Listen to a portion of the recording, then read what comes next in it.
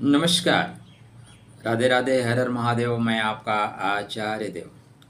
आज इस वीडियो पे बात करेंगे प्रथम राशि प्रथम लगन मेष राशि मेष लगन के जातकों के लिए जून का माह कैसा जाएगा, कहाँ रखनी होगी सावधानी, कहाँ रखना होगा ध्यान, सेहत कैसी रहेगी, मान सम्मान की स्थिति परिस्थिति क्या बनेगी। To the point. प्रथम लगन है, प्रथम राशि है, सृजन की लगन है, सृजन की राशि है। और चैनल को सब्सक्राइब करने का शुभ मुहूर्त है, क्योंकि आपके लग्नेश आपके राशिश 1 जून से आपके राशि में स्वग्रही होंगे, तो इससे श्रेष्ठ मुहूर्त नहीं। चैनल को सब्सक्राइब कर लीजिए। काया राखे धर्म है, जो स्वास्थ्य संबंधी प्रॉब्लम आ रही थी वो प्रॉब्लम राधे राधे, अब आपका स्वास्थ्य खराब नहीं होगा। 2 कारण है प्रमुख। एक तो अंगारक दोष से आपको मिल जाएगी मुक्ति, ठीक।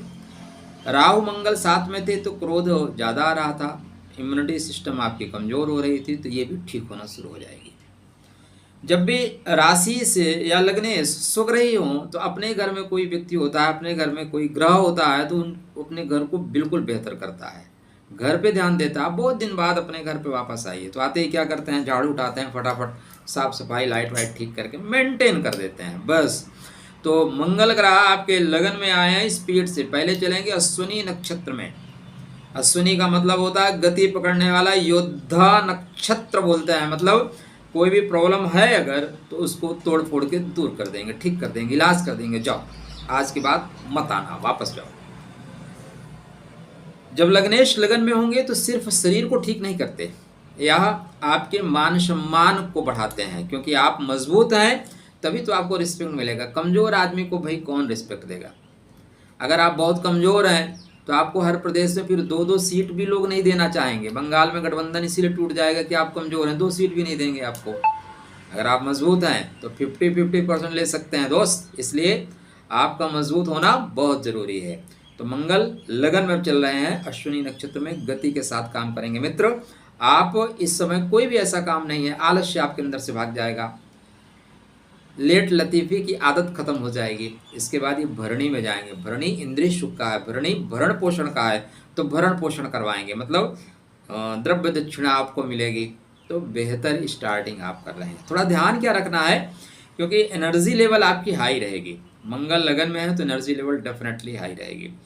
15 तारीख तक आपकी वे ऑफ टॉकिंग थोड़ी फास्ट हो सकती है। तो मैं अक्सर ये बोलता हूँ मित्रों, वाणी को वीणा बनाइए, वाणी बाण ना बनने पाए, क्योंकि बाण बनने के बाद अपनों को ही वेधती है और उसकी तकलीफ बाद में बहुत ज़्यादा मिलती है। तो सूर्य नारायण आपके 2nd हाउस में चल रहे हैं, पंचम का स्वामी 2nd हाउस में। मतलब अगर आप बुद्धि का सही उपयोग करते हो ना तो पैसा प्राप्त करोगे, बुद्धि का सही उपयोग नहीं करते तो फिर द्रव्य दक्षिणा में आपको परेशानी आएगी। तो मंगल लगन में चल के बेहतर फल दे रहे हैं। 7वीं दृष्टि जीवन साथी के घर पे, 8वीं दृष्टि आयु के घर पे, आयु वृद्धि वाले हैं। 4th दृष्टि नीच की पड़ रही है, कहाँ पे ये पड़ेगी आपकी कर्क राशि पे। लेकिन मंगल नीच का प्रभाव कब देंगे, मंगल नीच का प्रभाव स्टार्टिंग में बिल्कुल नहीं देंगे, ठीक है ना, बिल्कुल नीच का नहीं देंगे। मिडिल में जाके नीच का प्रभाव, दृष्टि का भी नीच का प्रभाव कब पड़ता है ये आपको जानना चाहिए। तो सूर्य नारायण मंगल महाराज दोनों आपके लिए बेहतर परिणाम देते हुए आगे बढ़ रहे हैं। आपकी कुंडली में स्टार्टिंग जब आप कर रहे हैं ना, तो स्टार्टिंग में अच्छा ये हो रहा है कि शुक्रदेव की आप परिस्थिति देखें तो शुक्र महाराज बेहतर परिणाम आपको देंगे, क्योंकि ये धीरे से आपके 3rd हाउस से 4th हाउस की ओर जाना चाह रहे हैं। 3rd हाउस से 4th हाउस की ओर नहीं, 3rd हाउस में ही रहेंगे। इस आपके 3rd हाउस मतलब पराक्रम के घर में, पराक्रम के घर में 12 जून को जा रहे हैं। 12 जून तक स्वग्रही रहेंगे, तो 12 जून तक तो बेहतर है। 12 जून के बाद जब अपने से द्वितीय और सप्तम से नवम जा रहे हैं तो व्यापार में आपको गति मिलेगी। धन का स्वामी अपने से द्वितीय, तो दोनों स्थिति बेहतर रहेगी। हाँ, एक चीज़ ध्यान रखिएगा, शुक्रदेव सूर्य नारायण के साथ ही रह रहे हैं, तो जो प्रेम संबंध है ना, दाम्पत्य जीवन है, इसमें थोड़ी परेशानी रहेगी। क्यों परेशानी रहेगी, क्योंकि शुक्र को सूर्य नारायण की रश्मियाँ जला देते हैं। तो प्रेम में प्रेम का वातावरण, प्रेम में आधिपत्य की भावना नहीं रखेगा, बकाया अर्थव्यवस्था भी आपकी ठीक रहेगी। एक चीज़ का ध्यान रखिएगा, देखिए सब कुछ बहुत अच्छा सा थंबनेल में लगा दूं, रियल में आपका यह माह बेहतर जाएगा, लेकिन कुछ चीज़ों को रखना होगा ध्यान। जैसे जब आर्द्रा का प्रभाव जाएगा, आपके शुक्रदेव आर्द्रा में जाएंगे, आपके बुधदेव आर्द्रा में जाएंगे, आपकी कुंडली में सूर्य नारायण आर्द्रा में जाएंगे। आर्द्रा का मतलब होता है फंसा देना, आर्द्रा का मतलब होता है फंस जाना। आपके प्रेम के स्वामी और आपके विवाह के स्वामी दोनों पराक्रम के घर में चल रहे हैं भाई। दोस्तों के यहाँ जब भी जाया करिए, किसी के यहाँ जाया करिए, तो अपनी दृष्टि को बिल्कुल ठीक रखिए। यहाँ पे दृष्टि दोष उत्पन्न हो रहा है, तो आर्द्रा आपको रुला देता है, इसलिए मैं ज़्यादा नहीं बोलूँगा, नहीं वीडियो ज़्यादा लंबा हो जाएगा, फिर आप शिकायत करोगे 2 मिनट में ही दिया करो।